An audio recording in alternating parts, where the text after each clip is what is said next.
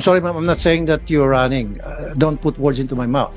I'm not running for any national position, and therefore any accusation of self-promotion would fall flat because I am not running for any national position in 2028, and therefore there would be no reason for me to promote myself. I'm sorry, ma'am, I'm not saying that you're running.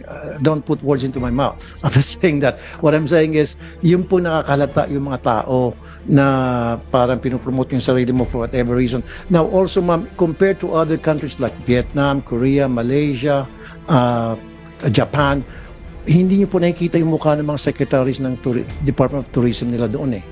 Wala. Never ka makakita sa tourist materials ng kahit anong bansa na banggit ko, yung kanilang Secretary of Tourism, pinopromote yung mga muka ng mga pictures nila.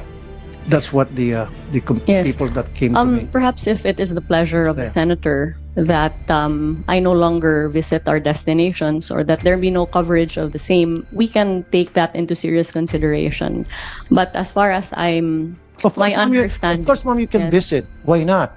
Yeah, I would even, people will appreciate you going there so that makita mo on the ground kung ano yung mga kulang, ano yung mga kailangang gawin, etc. But what we are saying here, ma'am, please, huwag mo i-promote yung sarili mo. Pag I pumunta have ko na not, sa isang lugar, Senator. kung ano yung mga kulang doon, punahin mo and then punuan mo. Yun po yung point ng mga netizens na lumapit po sa akin. Okay? It has nothing to do about you. It has something to do na may problema at sinasabi na kung ano yung problema na dapat punuan natin ngayon. Senator, we would be also very happy to provide your office with all of the promotional efforts that we have made sans my face in the destinations covered in order to indicate that the Department of Tourism has not ever ceased from promoting our destinations, notwithstanding our very, very limited budget. Sa Lake Cebu ba ito? Ito ba'y walang authorization nyo rin na ilalagay po yung mukha nyo dun sa cover ng magazine na kayo po'y nakabihis at parang nag-invite ng mga tourist? Senator Tulfo, that photo I believe you're pertaining to is one that was taken during the Philippine Experience Program, Heritage, Culture, and Arts Caravan that the Department of Tourism implemented in the Soc-Sargen region. That is not a promotional material, but that's actually coverage of the activities of the department. That photo was taken at the time when we held the Philippine Experience Program in South Cotabato. So bakit hindi na lang po model na taga roon mismo, native Yes. po sa lugar na yon, nakilala sa lugar na yon? Why you? That photo was taken during my presence at the Yes, South ma'am, I know, I Cotabato. understand. Yes. We don't have any fight on that matter. What I'm trying to say is, someone who's recognized in that community, in that place, yung kilala, kunyari, miss kung anong bansa, ano bang lugar po yan? That's Lake Cebu.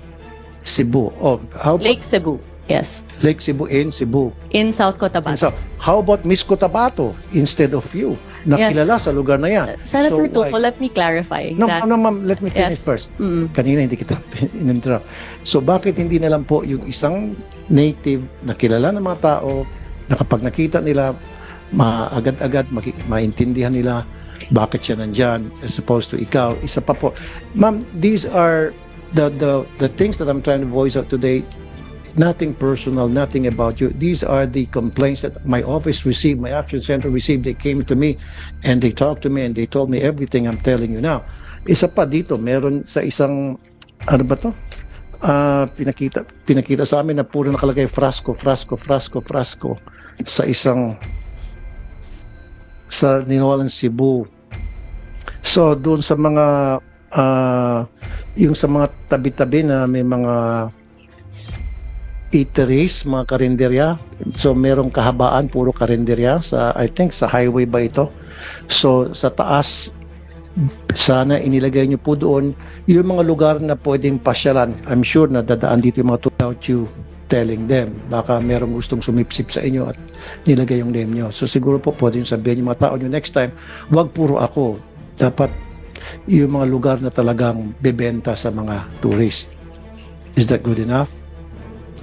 Senator, with all due respect, I just wish to place on the record that the photos that have been used and transformed into memes are actually work photos. Is that AI? You're telling me that's AI? No.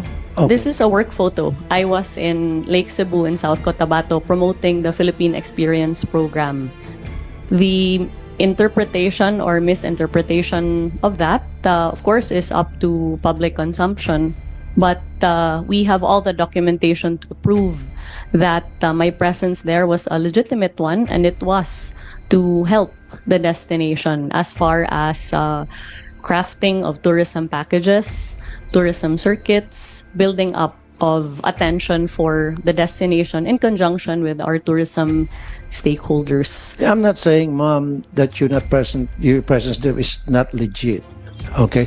What I'm saying is, yung presence mo doon, yung sa picture na yan, it doesn't fit in sa taste ng mga Pilipino na nakakita po niyan. Kaya nga po, binabash po kayo. Hanggang sa pumunta po sila sa action center ko para magreklamo. Nung malaman nila magkakaroon ng hearing ng ganito, they came to my office and they told me na ito yung baka pwede may iparating sa Department of Tourism. That's why I'm trying to voice it out today here in the hearing. Okay? So, kasi ang nangyari, ma'am, ang dating daw sa kanila parang pinopromote mo yung sarili mo versus dapat yung Pilipinas ang pinopromote mo o yung mga probinsya ang pinopromote mo versus you promoting yourself. Yun po yung dating sa mga tao. Hindi po sa akin yun, ha? That's not from me, from them. So ang dating po sa mga tao na you're trying to promote yourself. So maybe we have to refrain from doing that. We can use model siguro. Diba? Like I said, yan sabi mo sa Cotabato ba yan? Saan lugar? South Cotabato. Then let's use Miss South Cotabato as the model or a native.